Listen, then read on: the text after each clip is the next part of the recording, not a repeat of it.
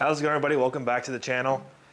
It's that time of year here in Iowa. We get the gardens ready to get the crops in the ground, the seeds in the ground, the plants in the ground, whatever that may be. And also, it's time to plant some grass seed, and I have some parts of the yard that need cleaned up and filled in as well. But today we're just gonna go through a little bit of maintenance on this tiller, specific one in general. We'll talk about a few of the different things we'll service, whether it be the grease zerks, the fluids within the transfer case, or on this instance, the gear drive on the left side that goes to the tiller. We're gonna take a deeper dive into some of this stuff and show you how I get my tiller ready for spring so we don't have any breakdowns or any problems, and this thing will last me the rest of my life. Hope you guys will stick around and we'll get right to it. All right, to get started with, in the back here, you'll see the periodical check and service plan on the back. Obviously here shows the different filling points, the transfer case, gear case, and then the rotary axle and the cross joint up here in the PTO shaft. The first time you need to service all this stuff, this was a brand new tiller, was 30 hours for each one of these intervals. I haven't quite got that far yet. I probably have maybe 10 hours in the tiller, if that. So we'll address this in the future, but let's take a gander at some of this different stuff. So up on top here, we have the plug for the transfer case. All you gotta do is pull this out top here, and you can take a gander at the fluid levels. And take a look here. There is a dipstick inside this plug. Pull it out, we'll wipe it off. And then stick it back down in there and see what we can see. It's kind of hard to see down in there, but you get a light, you can see there is fluid in there still. And it looks like everything is submerged still. There's a line on there that tells you the fill level on this specific tiller. Again, this is the Mahindra MTIL 150, but it is just a rebranded tiller made in Korea. So we're good to go for now. And when it's time to service it and change it, we'll just back this plug out and it'll drain out here. I'll have to figure out how I'm gonna get that, so I can make a huge mess, but we'll get that figured out. Over here on the side, on the gear case, you will fill up here, and there's a vent on this top piece. We'll go ahead and open this up and take a look at it quick. Make sure everything looks like it's fine.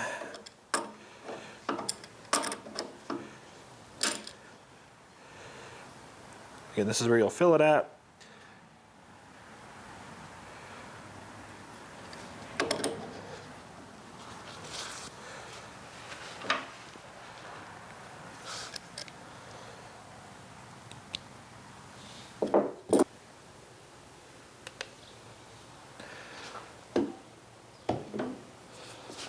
And to actually check it, down here on the bottom is where we'll check it.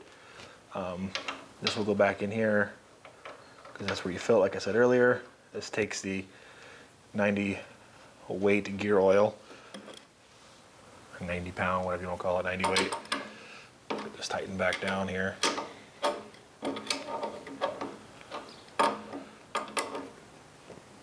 And then down here is where we'll check it.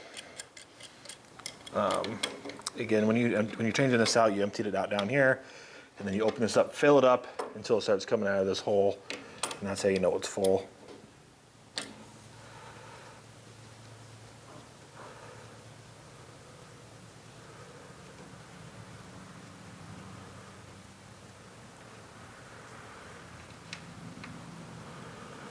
I'd say she's full based upon that notion.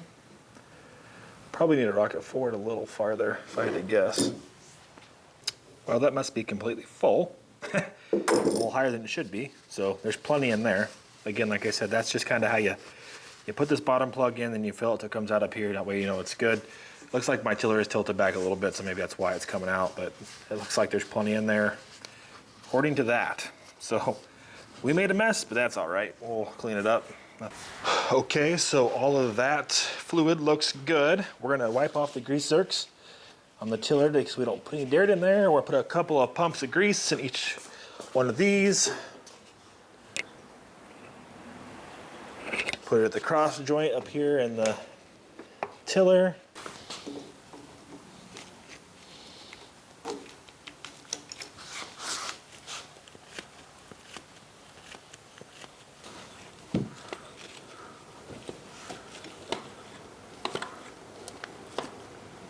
All right, we're gonna put them in this bottom knuckle here.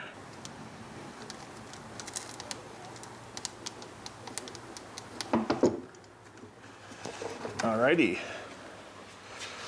Just a recommendation here, if you guys don't have one already, the LockNLube fitting Works extremely well if you guys want something. I'll put a link down here below to the Amazon stuff if you're interested, but this LockNLube fitting saves a lot of headache. I highly recommend it. Buy a better grease gun though, because I got a really crappy one and it leaks. I see a better Dewalt one in my future.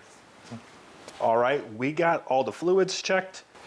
We greased the end here. We greased the knuckles on the drive shaft on both ends. We checked our fluid level here. We checked our fluid level over here. But again, you'll see when I opened that up, it kind of came out. The tiller is kind of tilting back a little bit. So make sure it's on flat ground when you check it. There's plenty in there. The last thing I do is look down here for any entanglements on the tines. Make sure there's nothing wrapped around these bearings on the end, because that's what's going to wear. Same over here. Make sure everything looks good. Everything looks fine to me. Nothing out of whack. Everything looks fine. So we're going to go ahead and hook it up.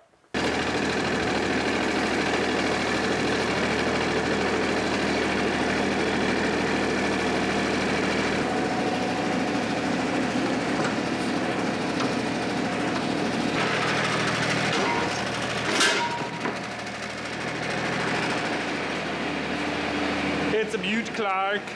She works. Hope you guys like this this tiller deli. It works out pretty nice. It's pretty sweet. I like it.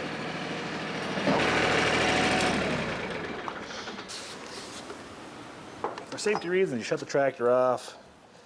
Highly unlikely that PTO is going to come on, but let's be safe, right? Better be safe than sorry. I forgot to take the protective cap off of my PTO shaft, which I'll do that now. Okay, so how I get this all lined up, to go there. Now we gotta get the front piece lined up on the drive shaft. Now I do this, I get it on there, I leave the tool off the ground just a skosh, so I can rotate it and get the keyed pieces to line up. There we go. Let's get slide it forward now. And then you have to push the button in on the drive shaft to get it slide past it. There we go, she's locked into place. We're on and we are ready to go till some dirt. Put the safety chain on here so this won't rotate and we're good to go.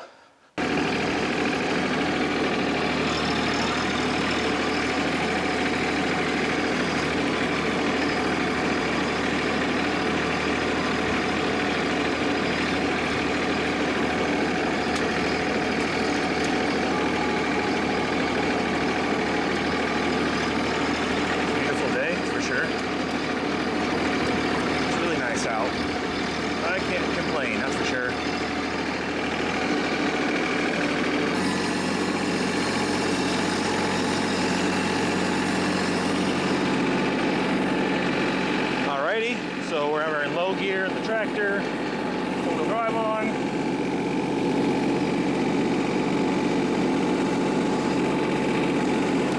We're gonna idle her down so we can get the PTO on, push the clutch in. Let the PTO engage, so we're gonna go ahead and throttle her up to what we need to be at here at 540 RPM in the back, which is about 300 RPM from the tractor. We're set her down. Let her chew.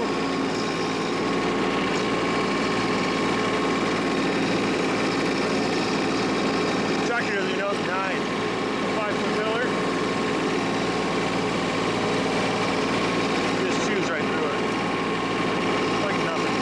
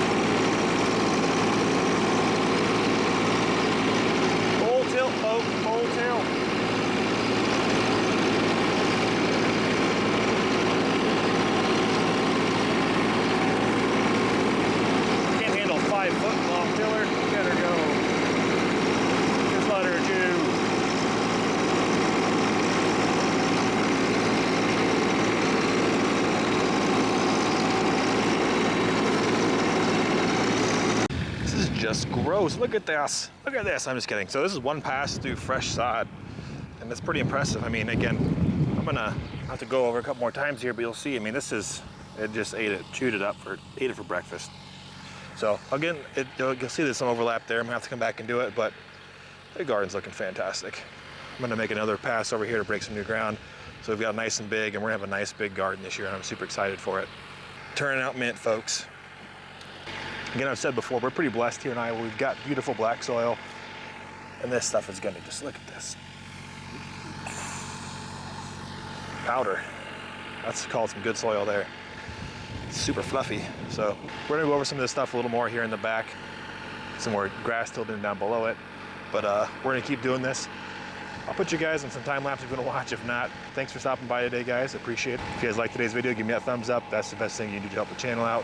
If you're not part of the YouTube family, hit that subscribe button and hit that little bell if you wanna get more videos like this. Thanks again for stopping in. This is Kyle signing out.